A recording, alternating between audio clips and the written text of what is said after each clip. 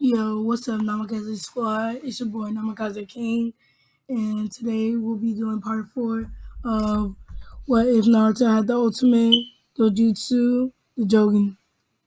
Last time we left off where Sakura was giving her little speech and crying about Sasuke being knocked out. Well, she thinks he's dead, but he's not dead. So let's get into it. This this is what a ninja is. Tazuna whispered to himself. It is too cruel. Sasuke-kun, Sakura sobbed before letting out a loud wail, one that tore a gaping hole into Naruto's heart. Nearby, as he closed all three of his arms from several exhaustions, a Vogel aware of being caught by Haku before hitting the ground. It was near dawn when he had opened his eyes. He let out a small grunt and sat up. I never felt this sweet before, he said aloud to himself as he placed his hand on his head. It's probably a side effect from awakening your dojutsu, said Kakashi, who was leaning against the wall. What? What happened? He asked. Is everything alright? Naruto was hopeful. He already knew the answer, but he needed to confirmation. Perhaps if he wished hard enough, it had just been a nightmare. Wait, what do you mean Kenki Genkai? Dojutsu. One of those blood things like Haku has? One thing at a time, answered Kakashi. Everything is alright, even Sasuke. Sasuke's alive? Naruto exclaimed excitedly. Kakashi nodded and Naruto gave him a fox-like grin. Zabuza was killed, though, by Gato's thugs when he showed up after Zabuza killed Gato. Kakashi informed. But why? Naruto asked. Apparently, Gato had made a habit of hiring missing men. Then, when it comes to time to play them out, he killed them if they had already died on his mission. He hired them for. Kakashi told him. What about Haku? Asked Naruto. He took Zabuza's death pretty hard, but he's alright for the most part. He hasn't left your room since you were brought here. He'll be coming back to us with Kaman when we leave. He looked over to Haku when he spoke. The boy in the question was fast asleep in the chair. Naruto sighed in relief. That's good, I suppose. Now, what about my blood thingy? Kakashi couldn't help but smirk.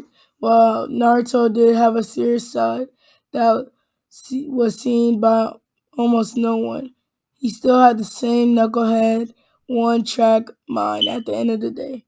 It's pretty rare. And the fact that the Kabui attack, there was only one person to had it. And I have the same reason to believe he was your father. What? But that means Naruto eyes wide in excitement until everything Kakashi said. My family died in the attack. I still have to check with the Sandang to be sure. But if I'm not mistaken, I am the perfect person to teach you and Sasuke and Konoha at the moment, said Kakashi. Why is that? Asked Naruto. In Sasuke's case, because we both had the Sharingan. In your case, the man I believe who was your father was also my sensei, Kakashi said. Naruto's eyes widened again. The excitement that he might have found out a little bit about his family was too great. Your sensei? Who was that? Kamazama Arashi, the Yandere Mokage, said Kakashi reductively. Yandere? That means he would, said Kakashi reluctantly. Yandere, that means he. Naruto couldn't let himself finish the sentence. Kakashi merely nodded in response. Why me? Why me? Kakashi sighed. He really couldn't blame the kid to find out only a few weeks ago you had the demon inside of you. And then it was your own father who had sealed it in there. Would be too much for anyone. He had the boy understanding. Think about it, Naruto. What does it mean to be Hokage in his place? Would you be able to ask someone other family to sacrifice their child if you saw a chance where your own child could be seen as a hero? Naruto went to interrupt. I know that didn't happen, but that is what Sensei had intended. Naruto was silent for a few moments. I think I understand. Now, do you want to learn about your bloodline limit? Asked Kakashi. Naruto said nothing but nodded. As I said before, it's rare. In fact, you were the second person to know to have it. Yondan, like you, was an orphan. He had no other family. He was found in the wilderness of a group of ninja and brought back to the village. Wasn't long after he attended and graduated the academy. Soon afterwards, he became a Genin, awakening his bloodline limit. He was able to develop it with the help of his sensei. It is called the Jogen. What does it do? Asked Naruto. Well, it activated a third eye appear on your forehead. Kakashi had to stifle a small chuckle as Naruto felt his forehead. Not even the Yonde was completely certain of its full potential. But what we did know about it, or rather, what he told me, it helped out with his chakra control and could give him boost of power, like what happened to you on the bridge. It can't even slow down enemies' movements based on your reaction time. It can also give you access to a few techniques that only could be used by because of you by the eye. That means not even the Sharingan can copy those techniques. Wow, all Naruto could say. I'll let you alone for now, but we'll have to talk about the Sunday and Sama, about whether you're the Yondan was actually your father. Either way, I have something you that complete the changes in your fighting style with the eye. I'm sure the Yonde would have wanted you to have it under the circumstances, whether or not his son or not. Kakashi informed him as he was leaving the room. Thanks, Kakashi sensei, Naruto said with a smile on his face. One more thing, Naruto.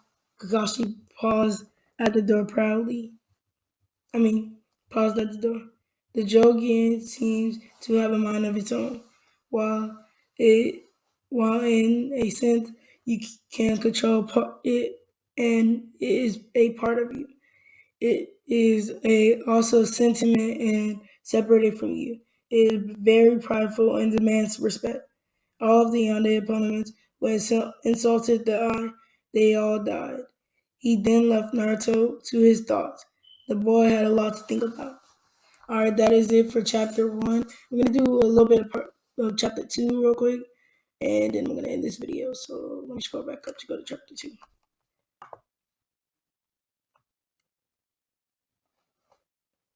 Alright, there we go. Chapter 2, Training the Eye, Secrets Revealed. The country of the Way had a spectacular celebration after Naruto woke. The entire populace was extremely happy with the downfall of Gato, except two. While they didn't particularly care for Gato, it was another person that was lost the day before the dement there. They needed the celebration.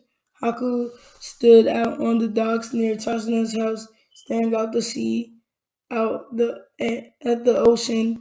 He barely acknowledged Naruto's presence. No words were said. The two just sat there in silence. When it's time for the celebration came, Haku did not go with them, saying he needed time to himself. Naruto and Sasuke didn't stay long either. The former was concerned about his new friend. The latter wanted to get away from his fangirl. It was soon after the bridge was finished and it was time for Team 7 and Haku to leave.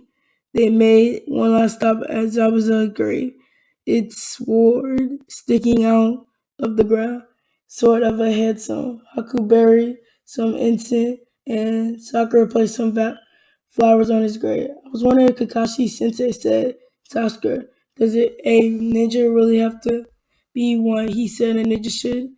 Haku was now looking at Kakashi in great interest. Shinobi are not supposed to seek their reason towards this, Kakashi explained.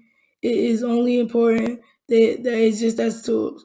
That idea exists in Konoha too. As he was speaking, Sakura walked back towards the other. Haku looked towards Naruto, who seemed to be at a crossroad. He was staring blankly over the cliff, a mirror of emotions passing over his face. After a silent moment, he had came to the side as he spoke. Does becoming a real ninja really have to mean that? He asked. It was simply not enough questions.